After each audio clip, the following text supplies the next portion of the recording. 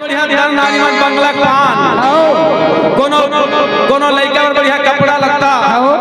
और कोनो बढ़िया पैसा कौड़ी बाबा जी धराबो के कैसे आवत है कैसे मोर औरत आव है दिया जाए जने समय मा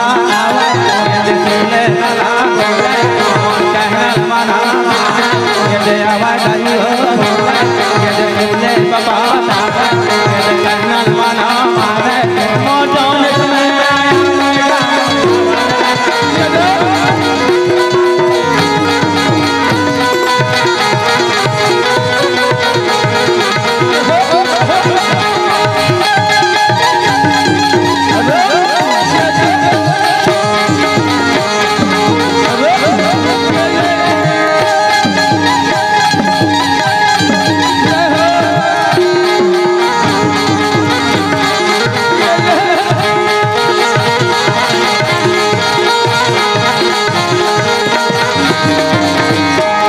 बाबा जी के जन्म होंगे के गांव के नर नारी मन दीदी हो बाबा जी गांव के नर नारी मन बढ़िया बाबा जी के जन्म होंगे ऐसे तो बढ़िया एक दिन दो दिन तीन दिन बीती तदाई बाबा जी के छठ मनावो के गांव के नगर निवासी मन भैया बाबा जी के जन्म होंगे के कोनो कपड़ा धर के आवा थे कोनो बंगला पान कोनो काजल पाउडर और कोनो बढ़िया नाना प्रकार का खिलौना रे जय जय बाबा जी के जन्म होते पैसा कौड़ी धर के माता सफरा के घर में बढ़िया प्रेम के साथ बाबा जी लक्षण ढेर ढेर बजाता है एक चीज मत भूला काला लड़का पर डायपर कैसे करे लड़का पहिरा ही नहीं कहूं बने कहा था काबर आजकल जमाना के आगे है छठी पे कैसे नहीं बाबा घासीदास के बेटा या अमरदास के जब छठी में नहीं तो का करे गांव नगर निवासी मन बढ़िया प्रेम के साथ चावल दाल जैसे हमारी दीदी बनावत नहीं तैसे चावल दाल बंगला पान लौंग इलायची सब सुपारी पान धर के बाबा जी भेज चढ़ावो की गाँव और कैसे आवाज जी हाँ बाबा हा जन्म ले चल गुरु बाबा लंगर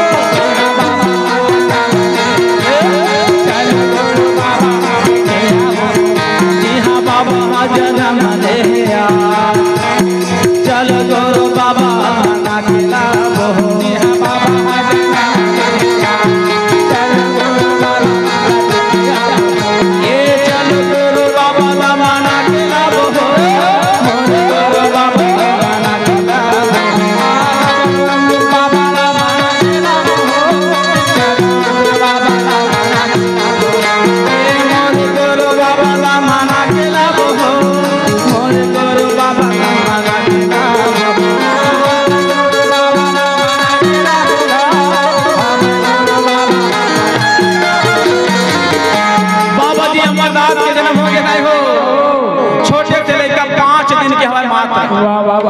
बोलो अमरदास बाबा जी हाँ बाबा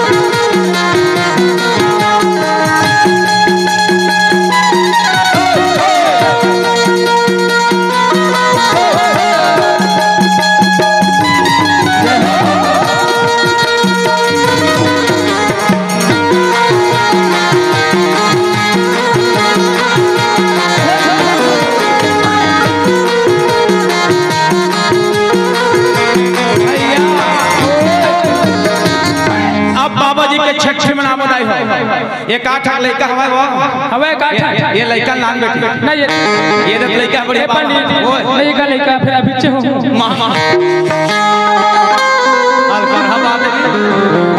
देखे नहीं ये सत्संग मेला है। अरे सत्संग मेला में कैसे चला था बहुत बीच में देख ला यह सत्संग मेला मचा दिया चुगड़ी। ये दीदी हो दीदी पीला साड़ी वाली देख कैसे 40 चुगड़ी चला था। हिल के है नहीं हालांकि सत्संग देखे पर जावा था मगर वहां काला गोठिया 40 चुगड़ी यह सत्संग मेला मचा दिया चुगड़ी।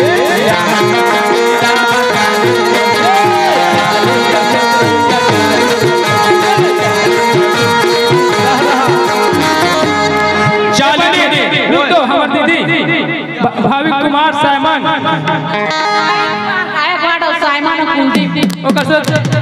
लहरे परिवार की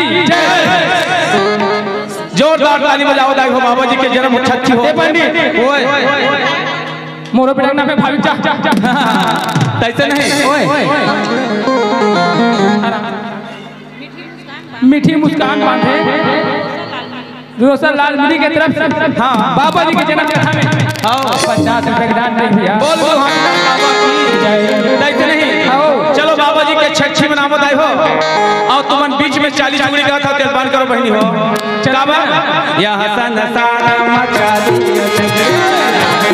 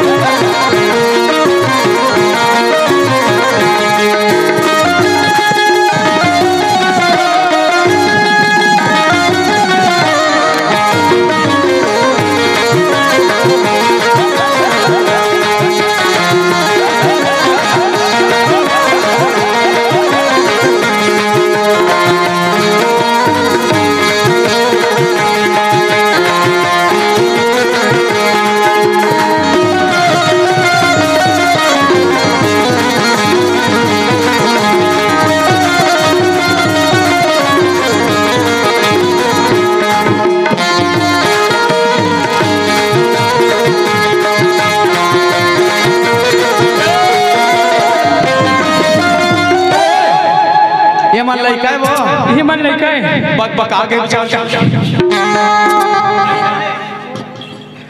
नशा लग गए रे ये पियावा था कैसे नहीं दोनों हम लड़का कैसे आनंद बधाई हो आनंद बधाई बधाई जय आनंद बधाई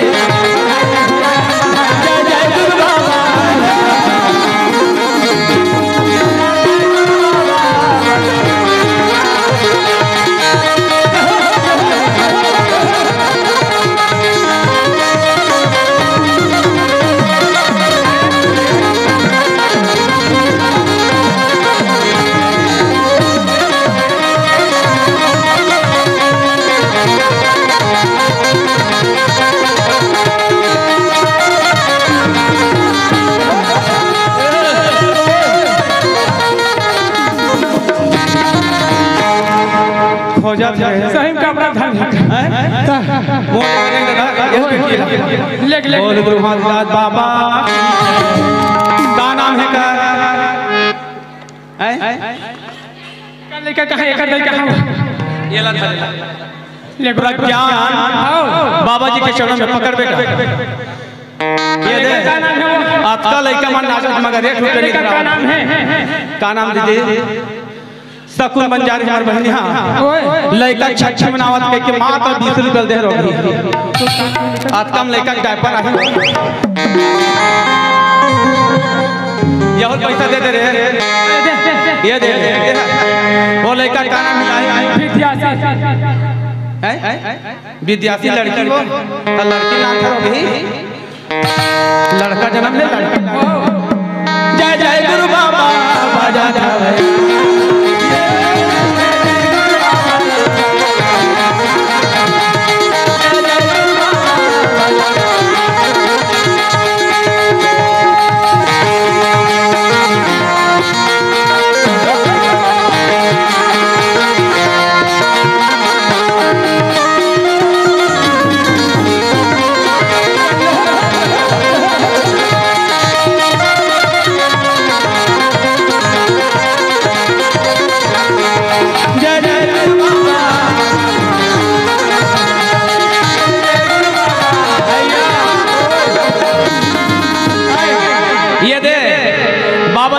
छठी बना रहे हैं बाबा जी के नाम कर अमरदास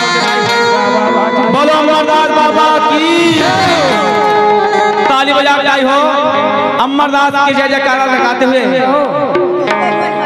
बोगली दीदी मनहरे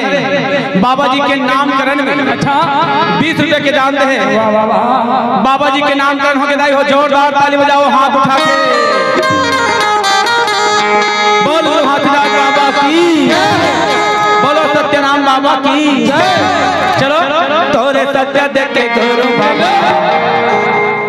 देवता मन फूल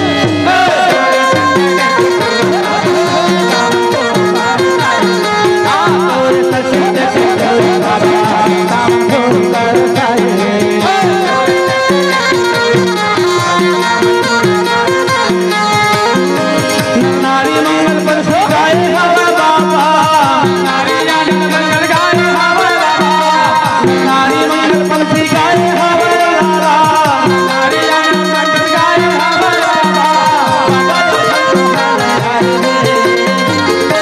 बाबा में देखा था बाबा जी के फूल बरसा तब ताली बजावा नहीं बजाए और ओक्का बेर कैसे बजाता हुआ तोलर भरवा चलो तोरे सत्य देखे गुरु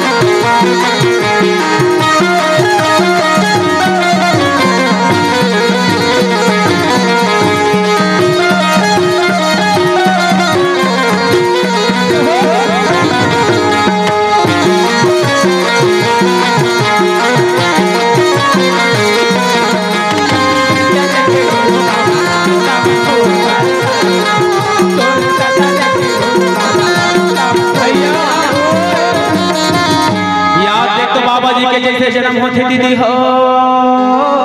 बाबा जी बाबा अमरदास के जन्म हो के दाई हो अमरदास बाबा के जैसे जन्म हो नहीं धीरे धीरे बाबा जी है 1 साल 2 साल 7 साल के हो के दाई हो के साल के 7 साल के पहली के लड़कन हाँ 7 साल के रहता गिल्ली डंडा भारा बाटी खेलेगा अब आजकल के लड़का काला खेल पूछ ना वीडियो गेम मोबाइल छोड़ा नहीं फ्री फायर है नहीं पहले के लड़का गिल्ली डंडा भारा बाटी खेलेगा बाबा अमरदास है काकर मोबाइल आगे कहा था देखते ना माता सफरा दाई अपन बेटा कहा था कि देख बेटा कैसे ये तो बढ़िया गिल्ली डंडा की मत खेल हमन गुरुकुल के बेटा बढ़िया सतनाम सुमरबो के रात दिन बढ़िया सिमरन करे सतनाम के आओ अपन बढ़िया सुंदर बढ़िया मेहनत मजदूरी करके जीवन चलावत रहेगा एक दिन गांव के नगर निवासी मन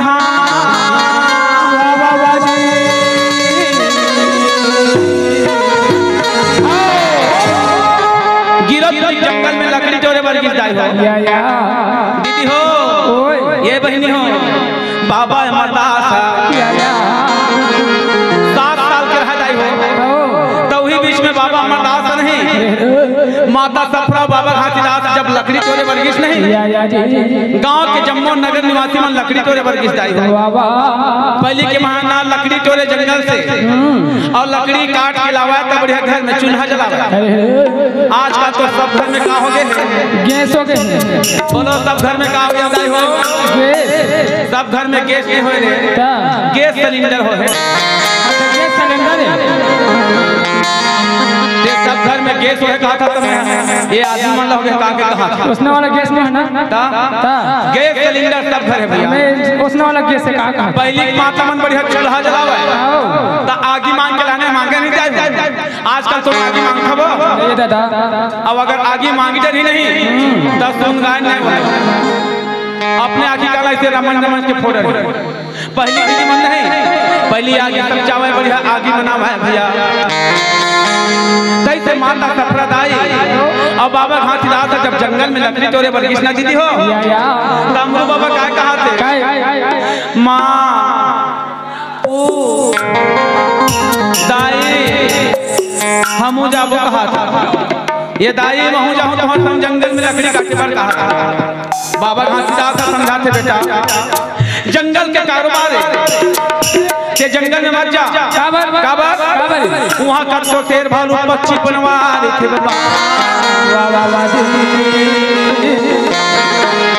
नहीं मानी बाबा मरदासा और कहा कैसे कहा था ये दाई वो ये मैया वो लकड़ी तोड़े पर जा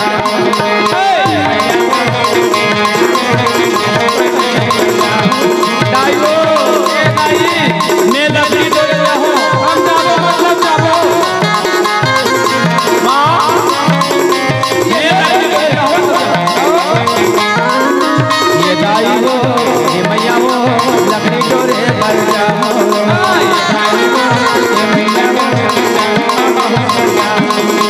लकड़ी तोड़े संग में जाओ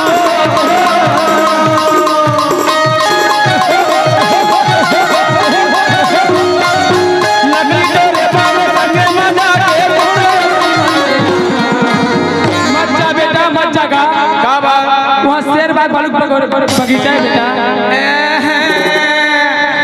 काबर उठाते हैं रे अमरनाथ बाबा जाऊं जाऊं मतलब जाऊं ये दाई वो ये दाई वो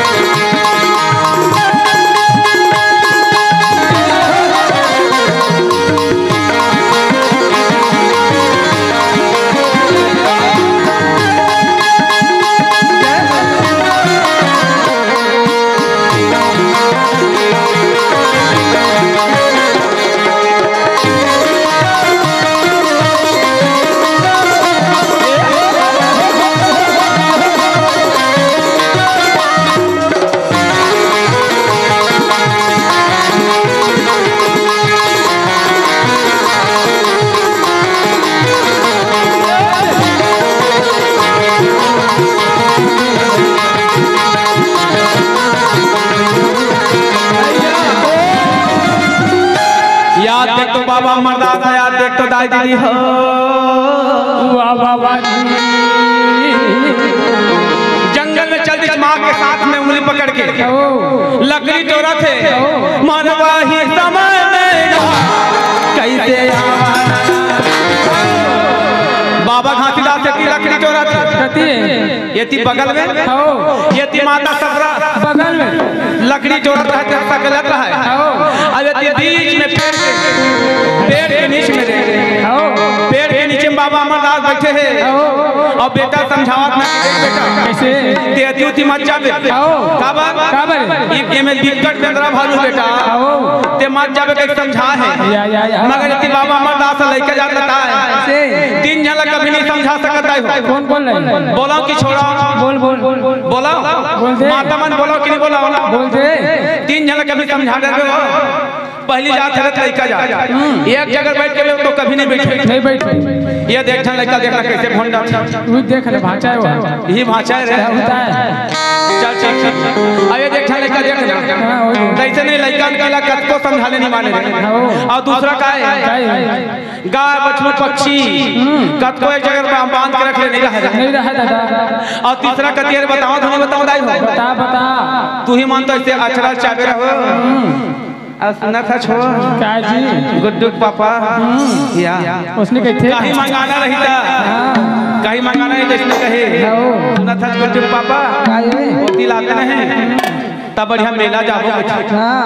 वो लेक देश मेला तब तो बढ़िया है ठीक है और नहीं लेके मेला कहाँ देखे लाते हैं लोटल पटा थाली पटा कहीं पटा ऐसे नहीं लड़का जाता किसने एक जगह बैठ के नहीं रहा और एक जगह नहीं बैठे। अब यदि माता सप्रदाय लकड़ी कैसे तोड़ा थे मोरे जंगलिया झाड़ी माता गामा तोड़ा थे लकड़ी तोड़ा तेरा जंगल में वही छाता पहाड़ के जंगल में मोरे लकड़ी का तोड़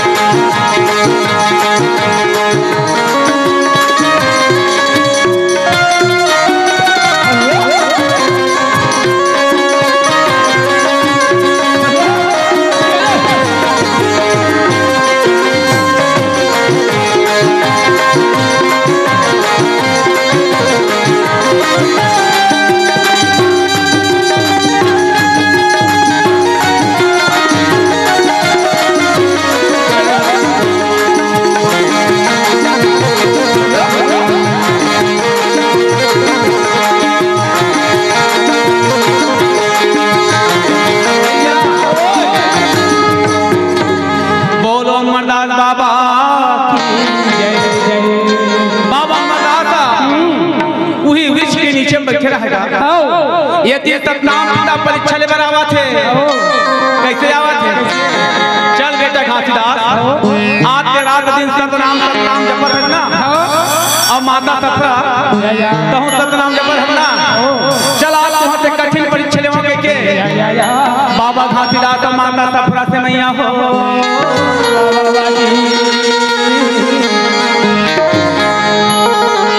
कैसे परीक्षा ले देखो दाई हो बाबा मरदास बेचारा छैया में रहा वही में सतनाम पिता नरसिंह रूप धारण करके बघवा के रूप धारण करके कैसे आवा थे मोरे का ना ना ना ना नया बनना के भाई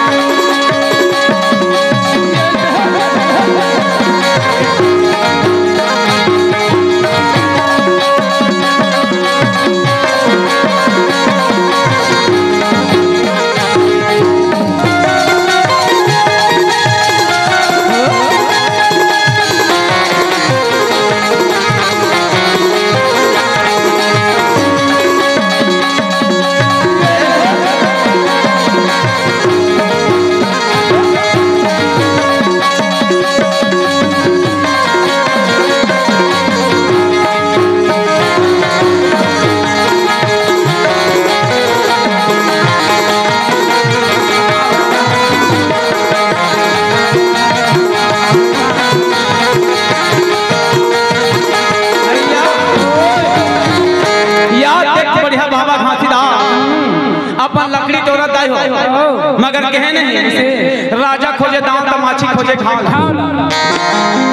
अभी तब जन बढ़िया बाबा जी महिमा मंगल भजन सुना हो सत्संग मेला में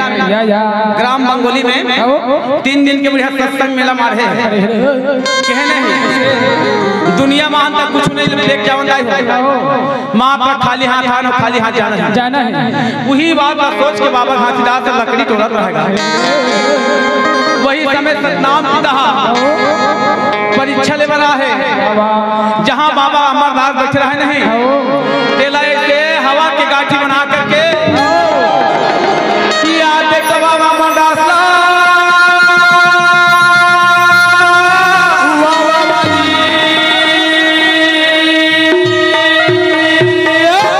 हवा के गाठी बना करके वही शेर में आकर के भैया नरसिंह रूप धारण करके बाबा अमरदास जैसे हवा के गाठी के रूप में वहां से जब उठा के लगी नहीं तब जंगल जंगल ले जावत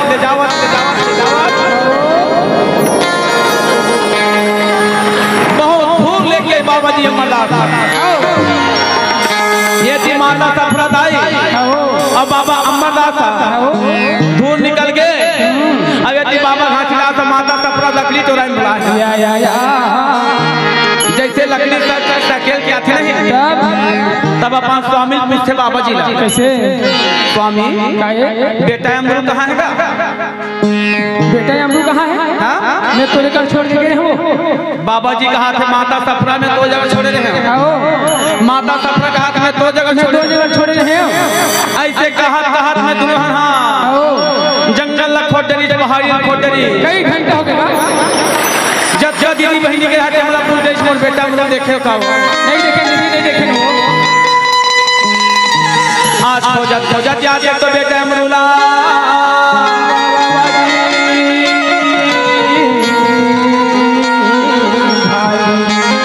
बेटा अमरू ये याद कहाँ लुका गया बेटा ऐसे सोच के माता सफरता बिलक कर रोवते बिलक कर रोवते बेटा ये बेटा बिलक कर रोवते बिलक कर रोवते ये बेटा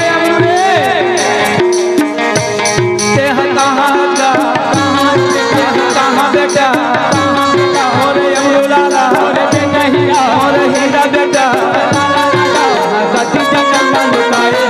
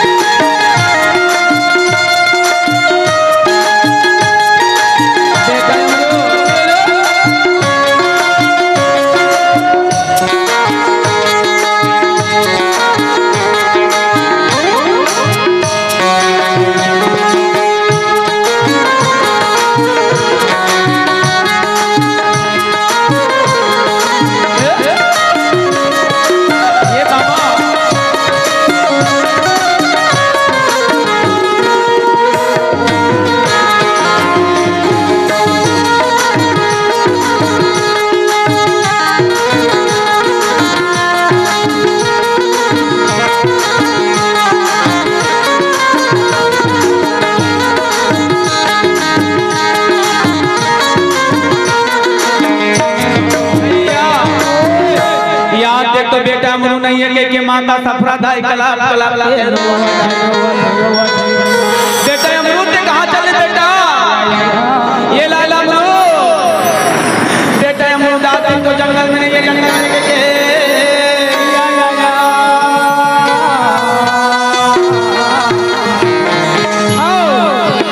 बेटा रोवत के काट रहे मोरे गठरी के हीरा सोची रहिया कहाँ लुका दे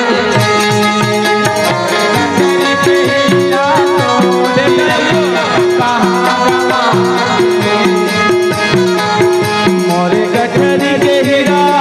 सोची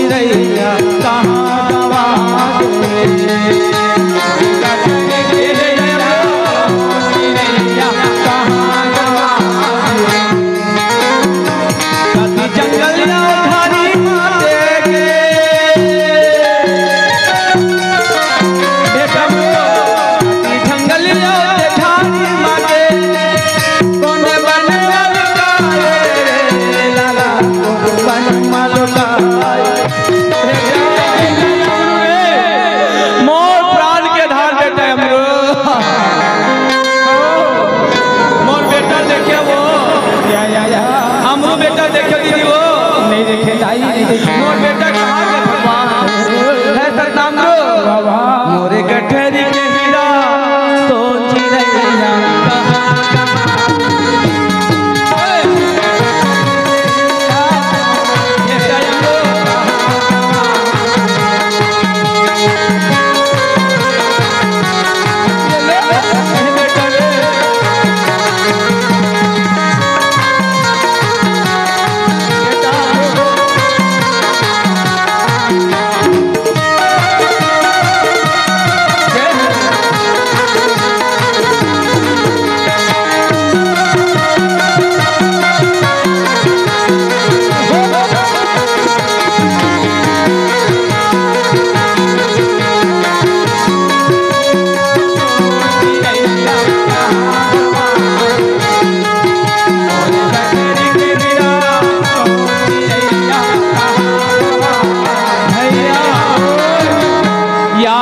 माता सफरा बाबा जी समझावा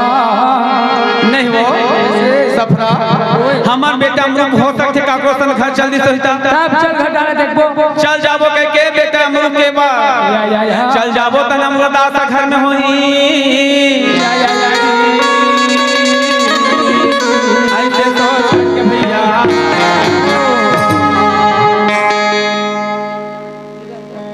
तीरथ दीदी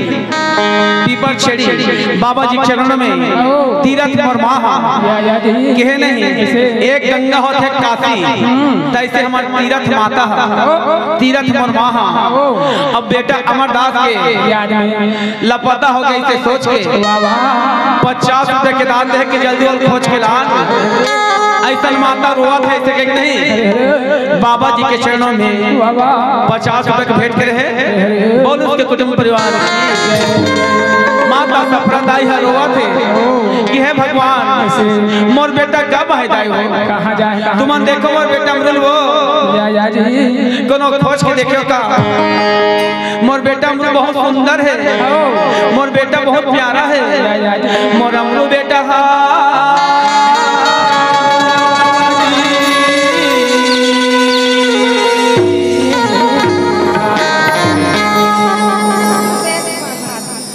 कुमार भारती बाबा जी के चरणों में 50 रुपए के दान दे दाई वो बेचारा सदा बढ़िया गुण गाते रहा बाबा जी के और बेटा मुहा गवा के माता सफरदाई रोवा थे दाई हो कैसे रोवा थे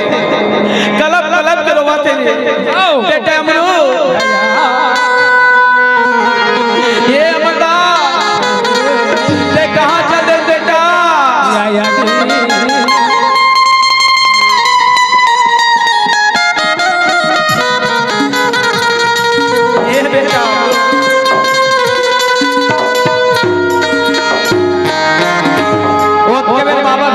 समझावा थे नहीं वो हो सकते घर चल दी तो है चल घर में जाकर देखो कि नहीं माता सफरदाई और बाबा हाथीदास जब घर में आके देखे नहीं गली खोर गिरफ्तारी गांव देख गई तब हो बाबा अमरू नहीं रहेगा माता सफरदाई है मोला बेटा चाहिए मतलब चाहिए याद देख तो माता सफरा बेटा बेटा के कहा पानी त्याग देता है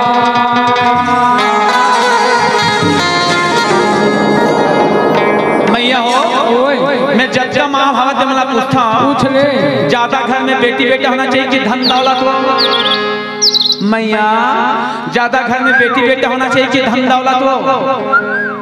बेटी बेटा धन दौलत नहीं होना चाहिए घर में सोना चांदी होना चाहिए कि बेटी बेटा है तो चलो सब सोना चांदी उतारो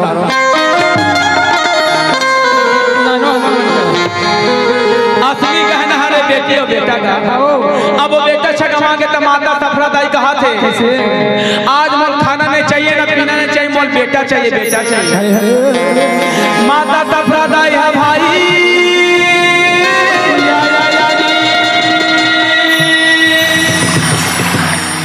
वही मेरा श्रद्धा बन जा रही हमारी गुड़िया रानी है मोरो बेटी के नाम श्रद्धा है वो श्रद्धा बन जा रहे बाबा जी के चरणों में 20 रुपए के दान दे अब का बरदे है ये बेटा अमरू ते कहाँ को आ गए बेटा बेटा अमरू गमो अरे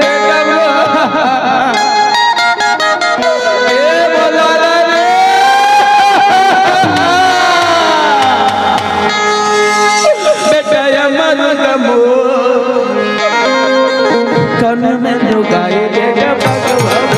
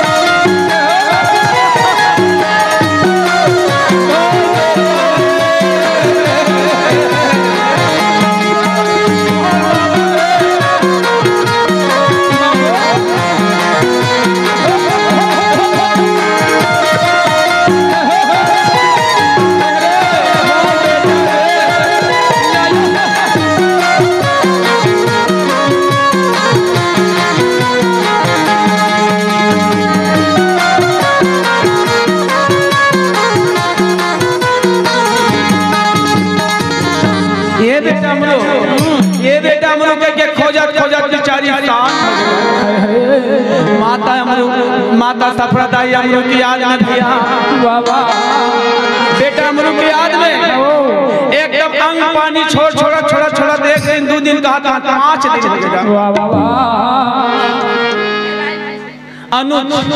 भिलाई के रहने वाला मन भैया बाबा जी के चरणों में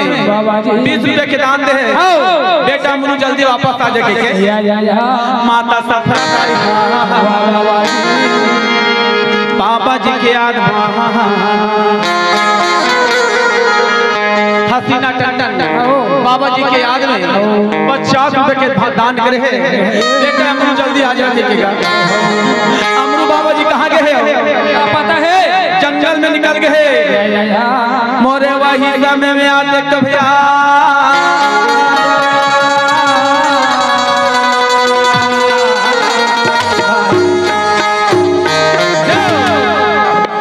रायपुर के रहने वाला हमारा भाई विजय बंजारे बाबा जी के चरणों में 100 रुपए के दान देगा। बोलो श्रद्धा भक्ति की माता सफरदाई ये तिरोवा थे ये बाबा हाथीदा समझावा थे मान जाओ एक दिन हमारे बेटा गवाते आही दीदी हो आही नहीं हो बेटा अमरू आही नहीं हाँ कि ना बोलो माता हो बेटा अमरू आही हो पक्का माता सफरदाई तब होने माना थे जे बेटा बेटी जन्म दे थे जानते कि बेटा बेटी कतका दर्द में आते बेटा अमरू निकल के जंगल में अगर माता सफरदा रोवा थे कि है बेटा अमरू ये बोल बेटा अमरू रे ये मर्दा ये पंडित हमारे भैया सोनपुर के रहने वाले हमारे दादाजी हैं हां रामपुर रे है हां जल्दी बाबा जी लहुट क्या जगह नहीं हां दान करे हैं बोलो सतनाम पिता अब के माता सफरदाई है खाना पानी सब चीज छोड़ दी त्याग दे एकदम मोला बेटा चाहिए मतलब चाहिए तब बेटा बेचारा का करे है ये ती जंगल गए है ये माता सफरदाई का करे है वही समय के बेरा मां बेटा मोहा जब जंगल से निकली तो माता सफरदाई सोचा थे कि हे भगवान मोर बेटा कब है भगवान बाबा जी समझावा थे जब नहीं वहीं सफरा माता नहीं तक ऐसे में जीवन एकदम अधूरा होते। बाबा जी कहाँ निकल गए, मैं कहाँ जाऊँ के बाबा जी नहीं बेटा खोजे पर नहीं। चलो मैं घर द्वार सब चीज मुहारा जाते नहीं है जाऊँ के बाबा कुटीला बनावा जंगल माँ रहे सफरा का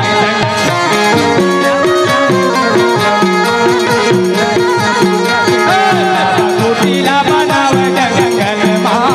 रहे सफरा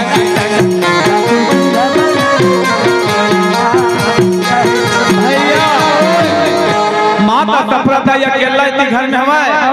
और बाबा घासीदास कहाँ निकल गए, जंगल में। जैसे जंगल में निकलिस नहीं तब माता सफरा दाई है आते तो भैया हो बेटा बेटा कहाँ तो कर सांस रुक गए। एकदम बोले नहीं बतावा, बोले नहीं बतावा, नहीं बोले नहीं बतावा, बोले नहीं बतावा,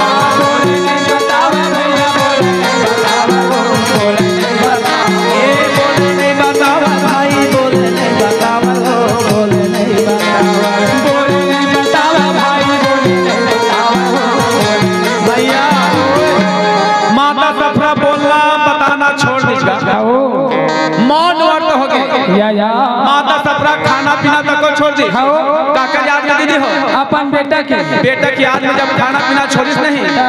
तब माता सफरा दाई को कोरोना कर अपना देखा एक दिन 2 दिन कहा 1 हफ्ता हो गया।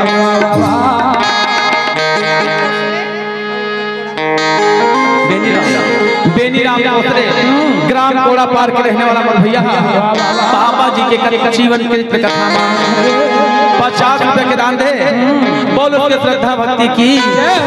यदि माता सफरा बोलत नहीं है ना, अब यदि बाबा अमरदास कहाँ निकल गए जंगल में, और जंगल जाके क्या करे है। आज मोर बेटा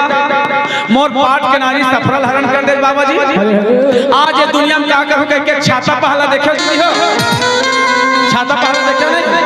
वही छाता पहाड़ में जाके छाता पहाड़ में से चढ़ के आप इहन बुधू कह के बाबा जी छाता पहाड़ में चढ़ गए।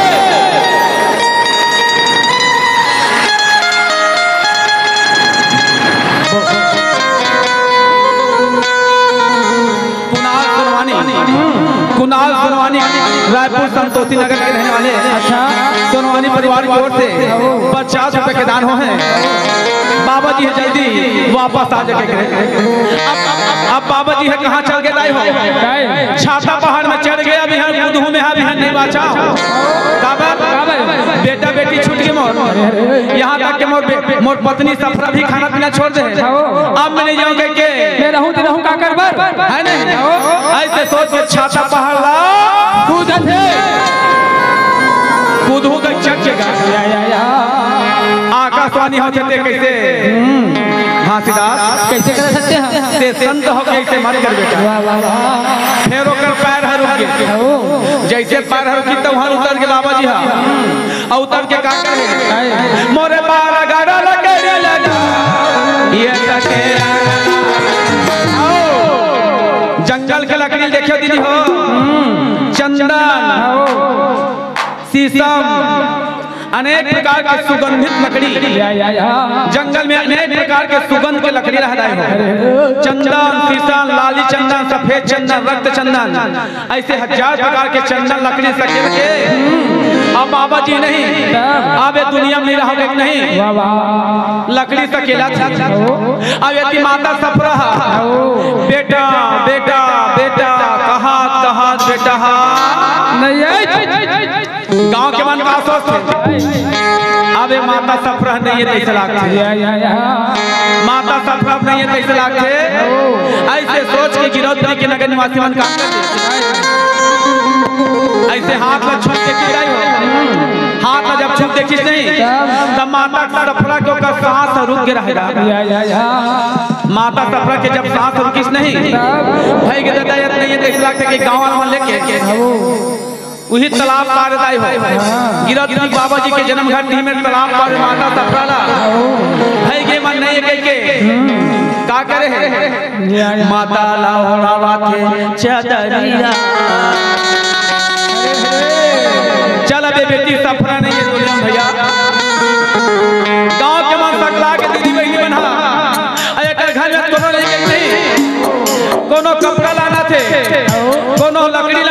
छेला नाना थे और क्या करा थे माता लहरावते चंदनिया भैया चलो चलो भैया ए बाबा जी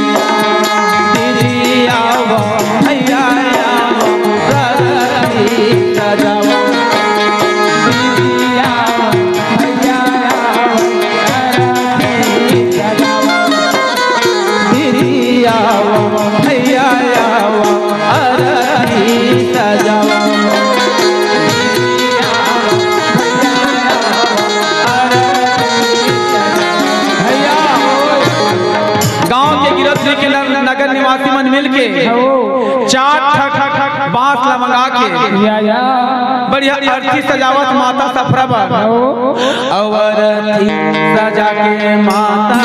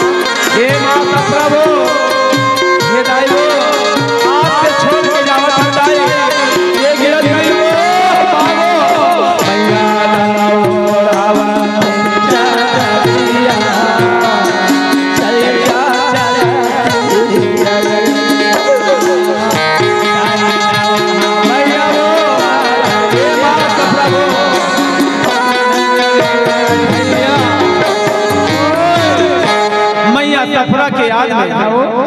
350 रुपया संतोष यादव बाबा जी के चरणों में 20 रुपया के सब प्रेम भेदान दे माता सफरा के याद में कि आज ये माता ये दुनिया में नहीं है और ये माता जल्दी जीवन दान पाले माता सफरा दा याद तो मुक्ति धाम जावत बाबा जी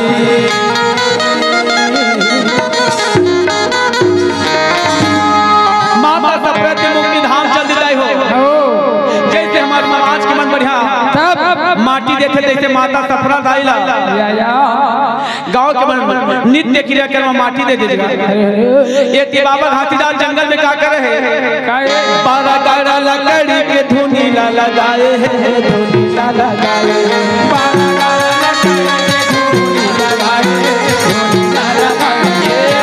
गारा लकड़ी के धुनी लगाए धुनी ला लगाए बारा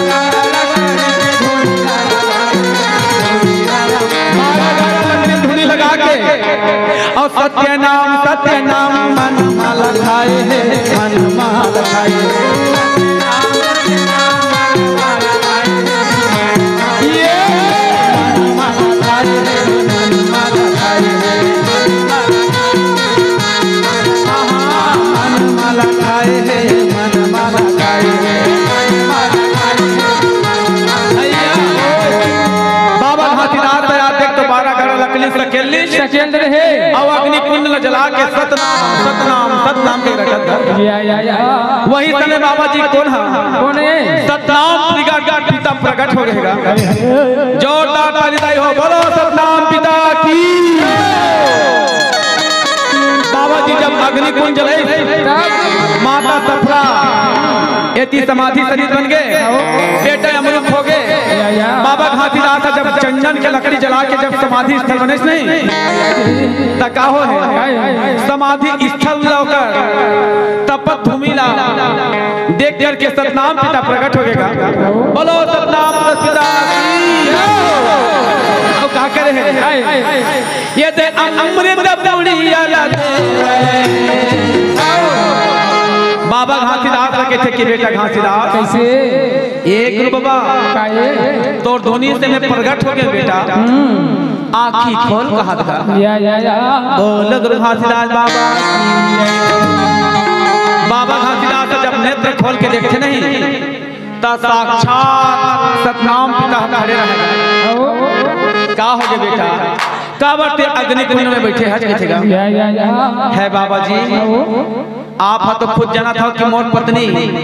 सफरा याद देख तो गांव में बेटा बेटा के पानी छोड़ दे अन्न छोड़ दे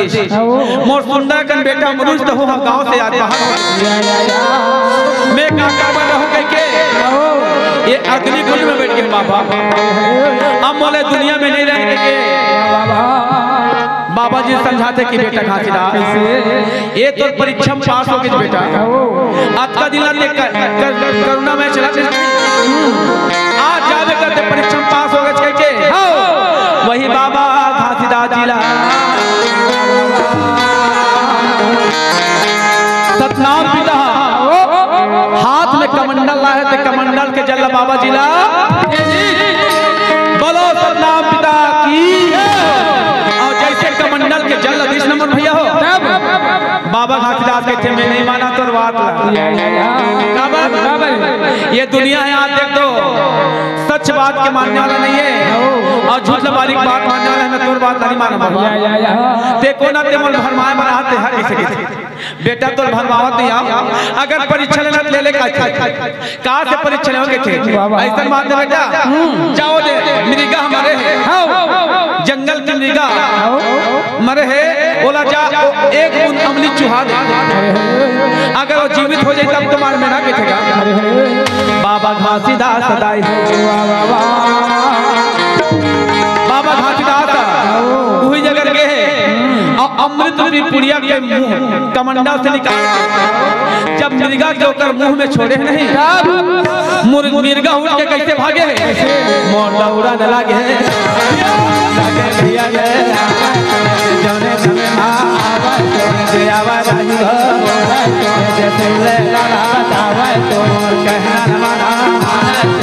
बोले भाई मोर जाने समय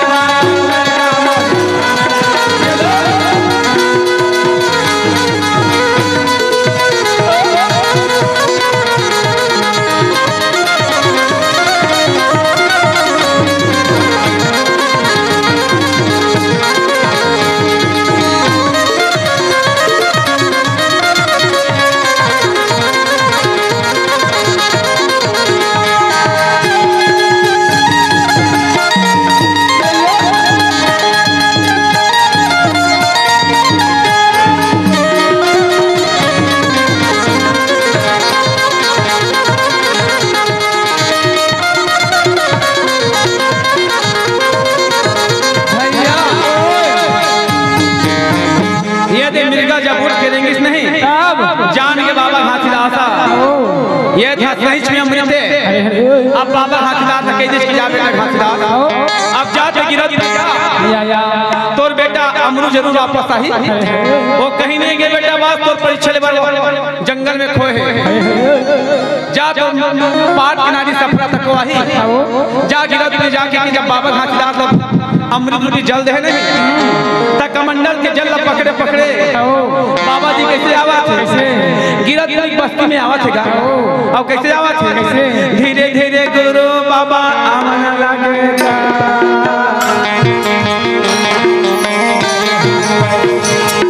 बाबा ये जंगल बाबा कैसे आवन लगे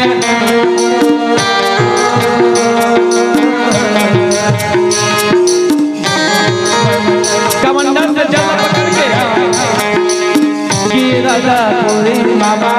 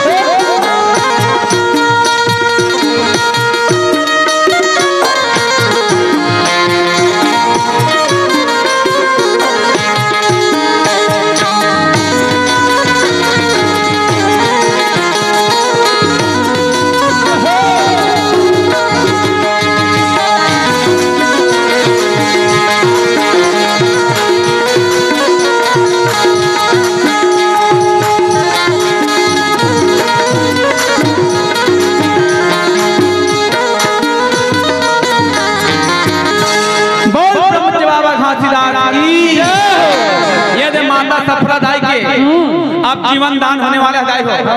बाबा जी अमृत लेके आवा थे, बोल गिरगिर धाम की जय। जैसे गिरगिर धाम में इस नंबर बहनी हो तब बाबा घासीदास का के रहे गांव के मला जगावत आवा थे,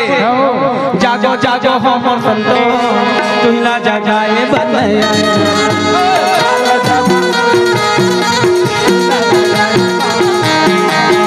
जागो जागो हो मोर संतो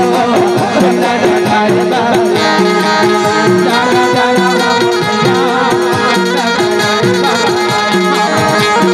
सत्यनाम के प्यारे में आया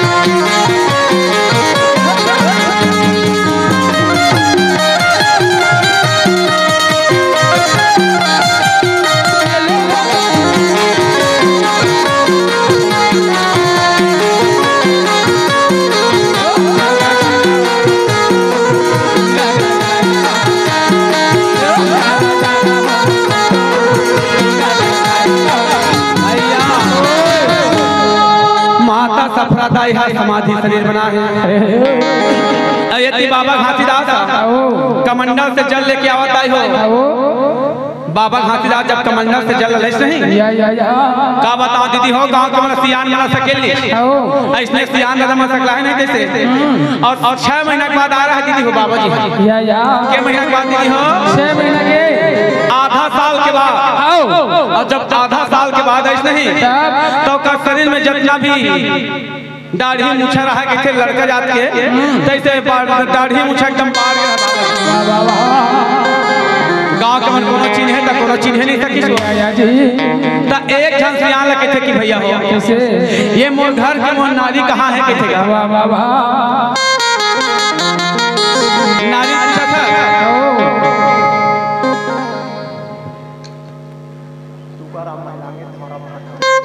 ठीक है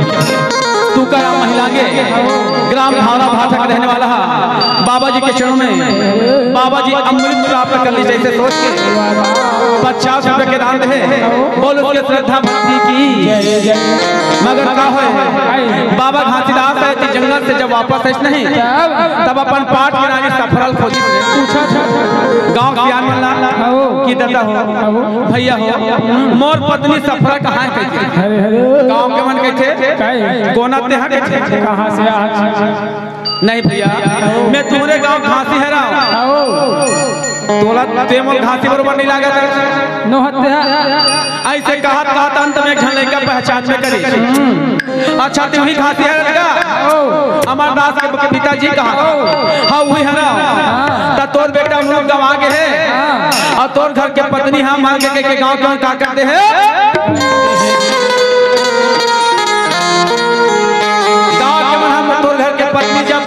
मार के माटी दे दे बाबा तब बाबा घासीदास के थे चलो खोद के निकालो मैं जीवन दान दूंगे गांव के मन के थे ये लगते है नहीं बेटा गवा के पत्नी है खो के नहीं पागल हो गए कहीं आए मरे थे आए वापस वो नहीं आ सके ऐसे सोच के बाबा घासीदास नहीं हंसत रहा कत को जनों कर मजाक उड़ावत रहा है तो एक जन सियान के थे घासीदास तो का लेके आए हाथ में का रखे हैं और सुबह से आए हैं और पत्नी खोद के निकालो कहाँ थे एक काम करता ना जी कैसे ये देखो पाल मार के मरे बच्चिया है ओला वो भाठन लेके छोड़े हैं तो चलो अगर ओला जीवन दान दे नहीं दे दी तब एक पत्नी खोद के क्या करे मरे बच्चिया के पास ले जाए बोलो गौ माता की मारे बच्चे जाकर लेके गोपाल महाराज के मरे बछिया रह जाए मरे बछिया जगह जीवन दान देते हैं कोई गए हाथ उठाओ गिरतपुरी में कोई गए दीदी हो मरे बछिया के पास जिसमें जीवन दान देते हुए गए छो का इससे महिमा देखे हो आज भी हमारे पानी आप बहत जाए गंगा मैया कोई देखे हाथ उठाओ देखे हो ना तो वही में ना बढ़िया प्रेम के साथ हमारे बच्चिया जगह नहीं बाबा जी अमृत उठाई हमारे बच्चिया के मुंह में जब छोड़ी नहीं गौ माता फूट में गई जो ताली बजाओ जाए हमारे बच्चिया जीवन दान हो गए बोलो गौ माता की गौ माता जीवन दान वाली दाई हो गौ माता के जीवन दान में जोरदार ताली बजाओ मोर माता हो बोलो गौ माता की बाबा जी ये बढ़िया अमृत रूपी पुड़िया में जब गौ माता जी नहीं गांव के मनों का चरण में गिर के और चरण में गिर के काय कहा तोरे पाँव के दुर्गाला हो हमारे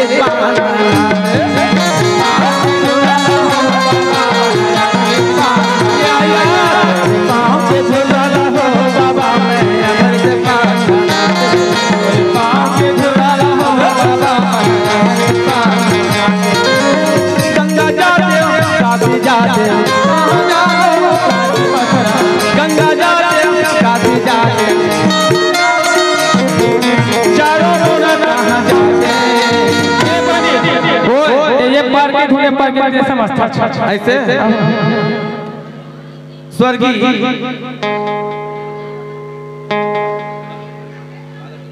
बंजारे ग्राम औरी की ना कल्ले कल्ले कल्ले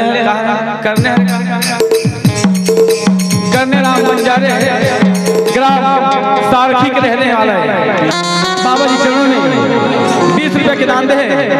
बोल उसके श्रद्धा भक्ति की तोरे पाँव पे धुलाला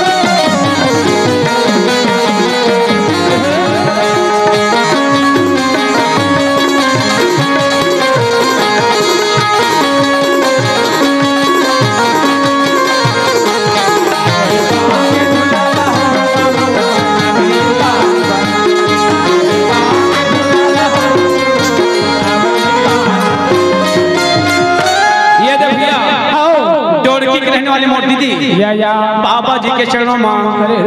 50 रुपए के दान दे कि बाबा जी जाइए गौ माता जीवन दान दे दी जोरदार ताली बजाओ दाई हो गौ माता जीवन दान दे दी और यदि माता सफरा के जीवन दान होने वाला है आप कैसे गए सोन के थाली सजा जाए हो और सोन के थाली जब सजा करके माता समाधि स्थल के जब पास लगे नहीं तो कैसे करे दाई सफरा जब खोद के निकालिस नहीं तमें तुम्हारा पुष्पावती हो ये मैया हो एक दो दिन में बाद में शरीर बसाजत नहीं मरते इंसान है एक दो घंटा या एक दो दिन में बसाजत नहीं मगर माता सफरा दाई 6 महीना हो गया मरे मगर वो मरे नहीं रहा वो बेटा बेटी की याद में सोए रहेगा जब माता सफरा खोद के निकाली नहीं और माता सफरा समाधि स्थल को देखे कौन दाई हो वही सफरा माता के समाधि स्थल में जब खोद के निकाली माता सफरा नहीं माता जैसे सोच उठ रहा तैसे निकली बोलो सफरा माता की सफरा माता जब सोच उठिस नहीं तो का कहते है सतना आते तो अच्छा बढ़िया कहने आज मला कौन आके जगा दी।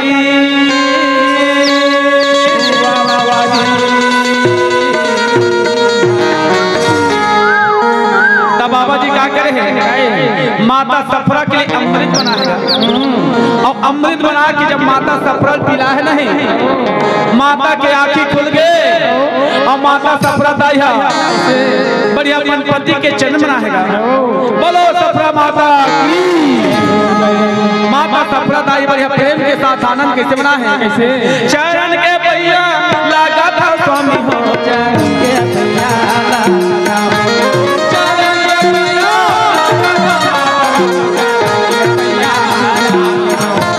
चरण के भैया लगा था बाबा का,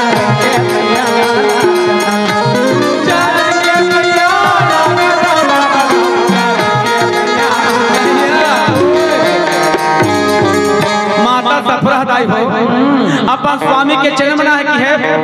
स्वामी महाराज। मोला के केला कावा छोड़ के चल रहे हैं का बर के बाबा। आज तेरा देख तो मैं नहीं बात करता, आज देख तो तोर बिना में हम कैसे कहां चल रहे। आज के बाद मोल छोड़ के मत जावे कह के माता सफरा दाई का करे ओकर चरण मनावे बाबा, चरण के भैया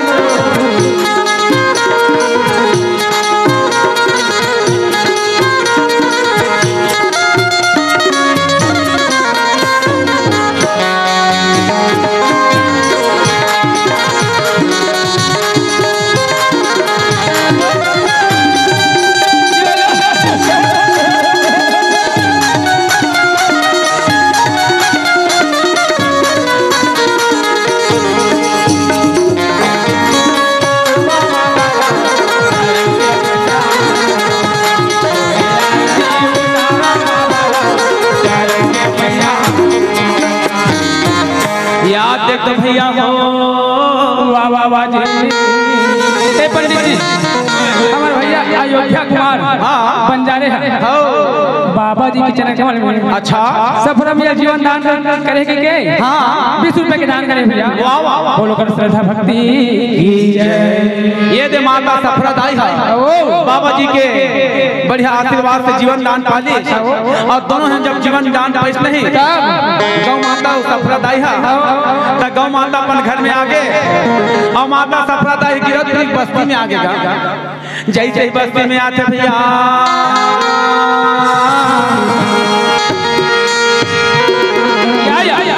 माता सफरा दाई जैसे घर में नहीं वही समय का हो है बाबा जी है एक सपना दे कौन है अमरू व्यवहार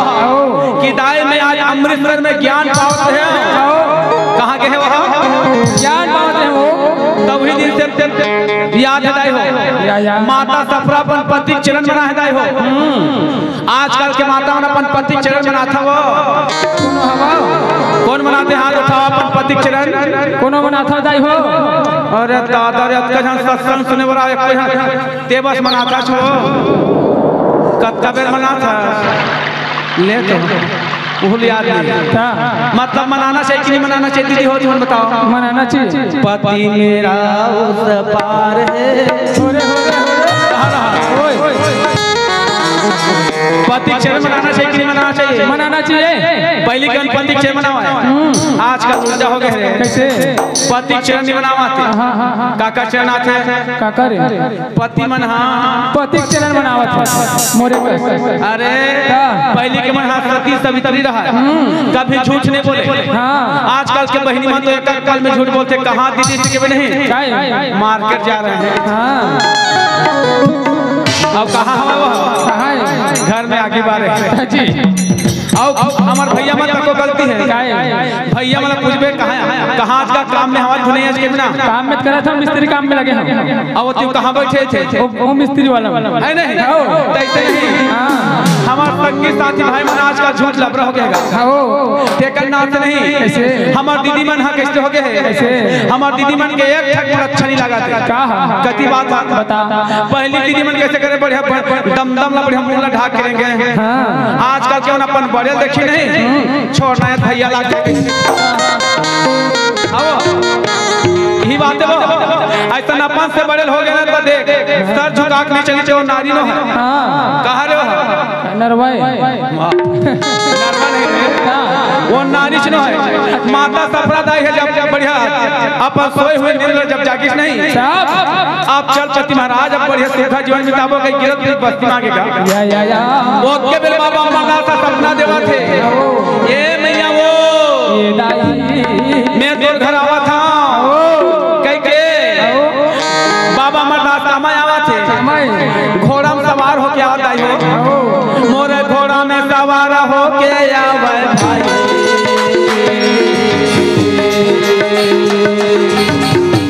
घोड़ा में सवारी होके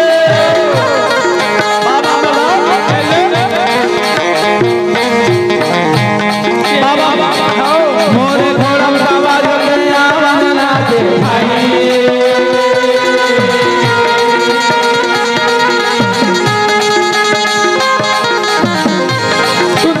घोड़ा में सवारी होके सुंदर पगड़ी बांधे है नहीं, सते नाम के रटंगा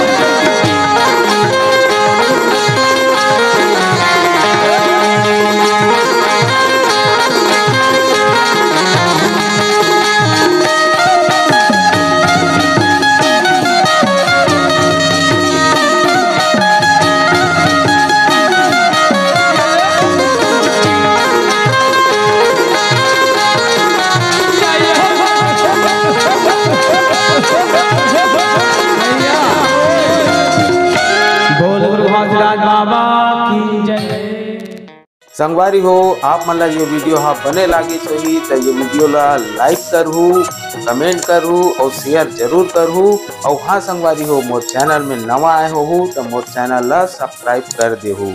आप सब ला जय जोहार, जय छत्तीसगढ़, जय भारत।